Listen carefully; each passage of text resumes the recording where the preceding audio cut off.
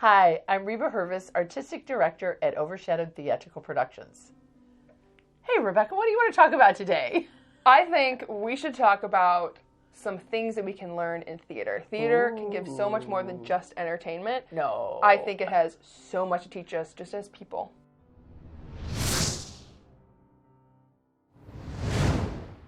Yeah, I love that. I think that whenever I'm trying to encourage somebody to put their kids in a camp or to just spread their wings and try something new, that's one of the things I always have a hard time coming up with a list. Yeah. So I think about it, but Yeah. then when it comes time to it, I'm like, oh, I don't know what to tell you. Yeah. So let's just kind of talk through that and see what kind of things, and maybe you have other ones that you can add to it. But And here's a list for you. So if you want to write down some of these good positive things that theater has for you, then you can share them with your friends next time you try to convince them to be in a show. I think that being involved with theater makes you a better problem solver. 100%. And the reason I believe that is because there's a lot of times that you get put in a situation on stage and things aren't going right. Maybe somebody forgets a line, or there's something over here that's not supposed to be over there, or somebody in the audience screams something that they're not supposed to. And your instinct is to stop and let's make it all better. Yep. But the director and people involved would say, no, you got to make it work. You got to keep going, and you got to figure out how to get from point A to point B, even though the track is not now laid for you in the right way. And there's other times that you have to figure out, maybe you don't feel good that day. And you have to figure out, how am I going to have the strength to perform and be a 9 or a 10, even though I feel like a 2 or a 3. So those are the two main ways that I think of as far as being a problem solver. So I was recently in a production of On Golden Pond, and my line when I first walked on stage was supposed to be, "Why'd you leave the screen door open?"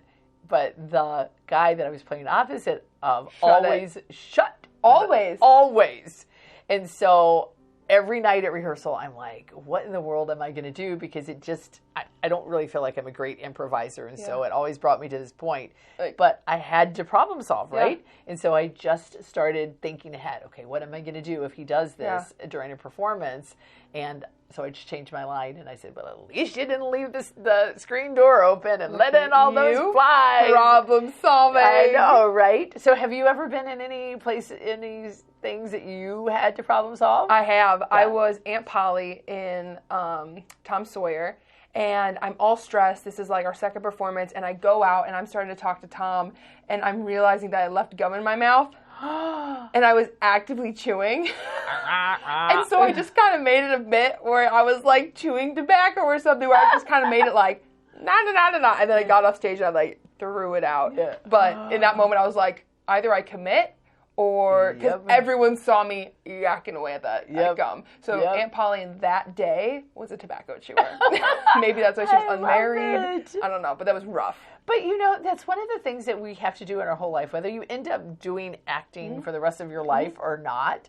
You always have to problem solve. Even in your day-to-day life, you have to think fast on your feet sometimes, right? So that is a skill that you can gain by being involved with theater. Another saying that brings a lesson to it is, if you think of yourself as you are not a lead, you are part of the cast.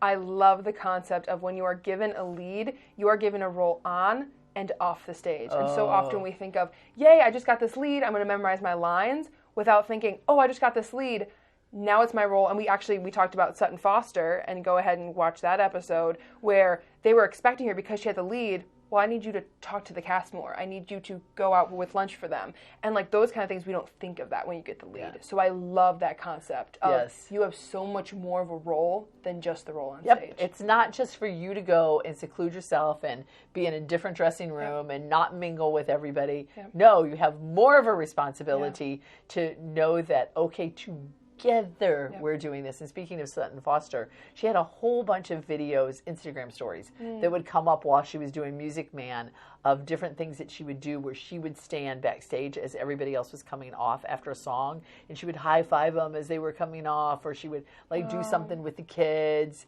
And I thought that is really good because she's showing it's not about me and my moment that I'm all ready when I'm going to go out there. It's more about this community that they're building. It can be just you're seen, I see you, because being a lead, you have all eyes on you, and you're not realizing that you need to have eyes back. Right, absolutely. That's a beautiful way to put it. Yeah.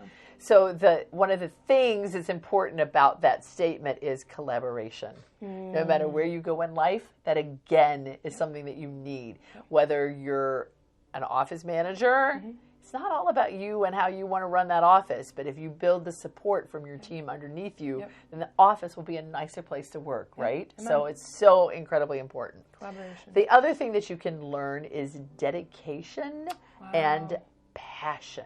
Wow. And the reason is because if I get the lead and I'm going gold. Maybe pick another one. Wow. What is that? Can you say Newsies? I didn't have the lead in that. If I had the lead and on Golden Pond, then I have one script that I'm spending months looking at, memorizing my lines, then months that I'm working on that character and learning everything that I can about her, right? And one cast that I'm working with for months. That takes dedication and it takes passion to make sure that you build all the things that you have to do with that so that your show is absolutely the best that it can be. Another lesson is patience and being okay with failure. That's hard. Oh my word. And I deal with a lot of actors who some of them are not okay with failure and will beat a character up until every eyelash is pointed the right way and every breath is taken at the right place, right? And they're not okay with failing. But there are other people who are probably too comfortable and too okay. Why did you lean in on me? Oh, no, that's me. That's me. That's for sure me. I was definitely not trying to make a point about you. There are some who are more comfortable with it, yes. So it's actually a good lesson to be okay with failing, as long as you do your best. You know, Overshadowed has this saying from the very beginning that we would say, never be satisfied. Ooh. And we actually had like little wristbands it made. OG Overshadowed. And we did fine with it until one day Naomi Rogers, who we've had on the show. Yes, she did the review of... of Redeeming Love, right? And so that's how you know Naomi. And anyway, one day she looked at it and she goes, what does that mean, never be satisfied? And I was like, well, it means that we're always striving to give you the best costumes, the best tech, the best acting, the best whatever, the best experience from the time that you're walking in that door till you leave at night. And she goes, I don't think that's right. I was like, what are you talking about? And she goes, well, don't you think that as a Christian, you need to be satisfied with where you are in your life? And I was like, ooh, Naomi. We're getting all theological here. And so then I started having trouble with the saying, right? Wow. Because I do think I'm able to separate it. It doesn't mean that I'm not satisfied with what God gives me. But I do think that there is a time that you work so hard and then you get to a point that you're like, okay, now I have to let go because there's nothing more I can do. And I don't want anybody to make themselves sick because they're trying so hard to please me or and whatever, there are different personalities. right? Like the Never Be Satisfied would very much so help a little actress like me, but they would actually hinder an actress that is like so dedicated they're not going to mess up. Right, because they're like, I'm never going to be satisfied. I'm going to make myself sick at night, and that's not okay either. You know, so you have to work as hard as you can, and then go, you know what? I'm never going to be perfect because we never are. So, but you have to give the work and the dedication. Like we were talking about in the last point, you have to give that first, right? The last point that I have is that theater helps you understand people. That is so true. Yeah? Oh, my word. And we've talked about that before. Just I think, the amount of different characters in real life that you're meeting that are coming together. And we talked about that, like just the emotions that are coming into theater, the kind of people that are coming to theater, and the vulnerability coming into theater. You are meeting people sometimes at their grittiest and at their most raw. And we're both very well aware of what that can lead to in really cool ways and like intimate, like some of my best, closest mentorship, best friend relationships have come out of theater. Some of my That's so beautiful. Oh yeah, that's beautiful. Some of my absolute enemies have come out of theater. That's ugly. That's not as beautiful, but it's so raw, and you are meeting people, and you're learning how to problem solve with them, and getting to know them. Right, and both of us at the same time are open because we're, as you said, you use the word vulnerable, because we're laying our personalities out on the line, and we're asking people to judge us all the time, right? Yeah. And yet at the same time, we're supposed to have these relationships with people, and it's difficult, right? And so how, you know, what you can do is then apply those lessons to your characters. Ooh. And so as you're trying to decide, how am I going to play this particular person, you think about these people that you've met and that you try to understand, and then you add that to your acting resume. I can't wait to be in another show. Yeah. Oh my goodness, that's so cool. I've never thought about it that way before. Yeah. Wow. Well, I love that you think that. So that's cool, because I have not had you on stage in a really long time. And the last time was my first show. White Christmas. I might take it personally. And I was so scared of you. I was like,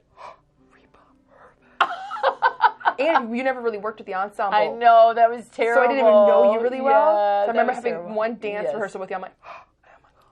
The woman, the legend. Yeah. So that won't happen if we get the rights for it this Christmas. Can we say that?